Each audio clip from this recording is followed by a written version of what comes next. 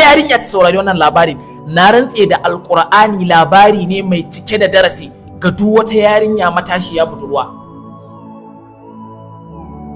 Jiya da shekaran jiya akwai kes da nake yi, wani bawan Allah ya zo yana buƙatar shawara a wajena. Abun da ya faru da shi shine ya yi aure, yau da aurensa sati uku, yau da aurensa sati uku wallahi. Ya ce min, malam, tun da aka yi aure na rantse da alkur'ani, ya ce na gagara kusantar matata, ko ido bana iya bata, bana iya sakewa da ita, har abun yana damunta, tana tambaya na, kun san me ya faru? La haula wala quwwata illa billah.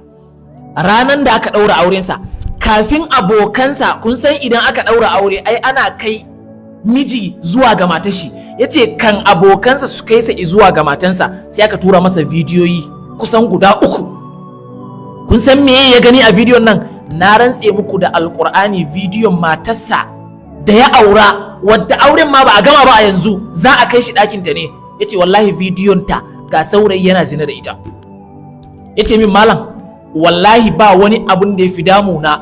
Yace ɗaya daga cikin bidiyon, saboda kyamara ne, alamun kyamara aka ajiye, yace ɗaya daga cikin bidiyon nan, yarinyar nan ta shigo ɗaki, kan ta tuɓe kayanta, yace wallahi a bayar da ta saka a ranan a ɗayan bidiyo, yace wallahi daga cikin laifin da na mata ne.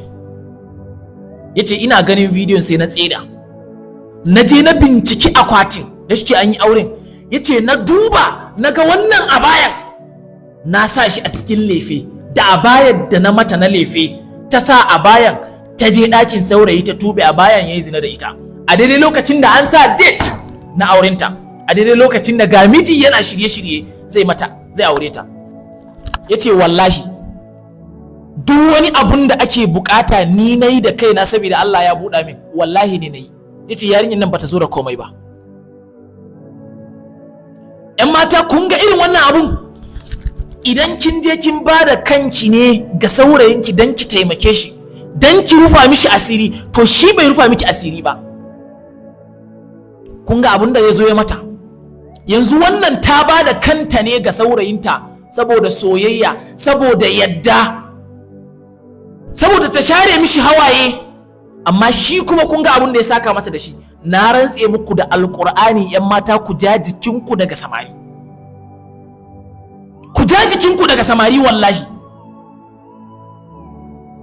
Yace min, malam, ka bani shawara. Na ce yarinyar nan zan gaya mata me ke faruwa, amma kafin nan nace ina so mu yi shawara da kai, me zan faɗa mata, ya zan yi.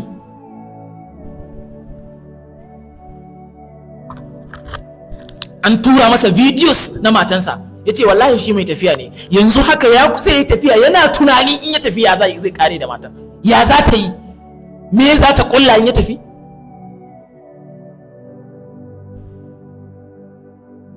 A daidai lokacin da ku kuna ɗauka kuna yi wa samarin alfarma ne, a daidai lokacin da su kuma a ransu cutar da su ne. Into idan ba cutarwa ba, idan ba zalunci ne a ransa ba, menene? Ta yi aure, zinan nan ka yi da ita, ka yi duk abun da za ka yi, duk abun da kake bukata ka yi da ita, ka gama. Zinan nan ka yi da ita, me in ba mugunta ba, ta yi aure ka zo ka tura mijinta bidiyo? In ba mugunta ba, me wannan? To kun ga waɗanda kuke ɗauka a matsayin masoya, kun ga abin da suke muku ko? Kun ga waɗanda kuke ba da kanku gare su a matsayin soyayya, kun ga irin abin da suke saka muku da shi? To ku ci gaba da ba da kanku. Na rantse da alƙur'ani, duk wanda take ba da kanta, da yawan ku sai irin haka ya faru da ku. Ita wannan ba ta taba tunanin an yi bidiyon ba, ba ta sani ba, kyamara aka ajiye. Shi kuma a daidai lokacin da a kyamara an cire fiskansa, tunda editing yayi yawa, ya yawaita.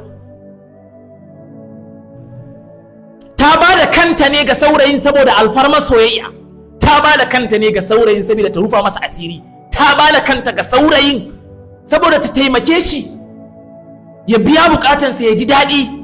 Amma kun ga abun da ya zo ya saka mata a matsayin wai soyayya. Kun ga waɗanda kuke ɗauka a matsayin masoya, kun ga waɗanda kuke ba wa kanku a matsayin masoya, kun ga irin sakamako da suke muku. waɗanda kuke ɗauka masoya ne kun ga abin da suke saka muku?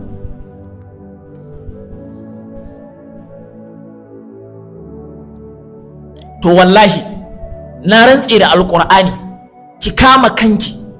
Idan aure ne ki je ki aure, ki saurari waɗanda suke son ki da aure, ki je ki aure. Ki daina biyan waɗannan yara da ke biyan wasu, kina zuwa ɗakin su kina fita da su kuna tsalle-tsalle. In kunne ya ji gangan jiki ya tsira. Gyara kayanka bai zama sauke mu raba ba. In kin gyara kanki, in baki gyara ba kanki, ba zai amfane ni ba ni wallahi.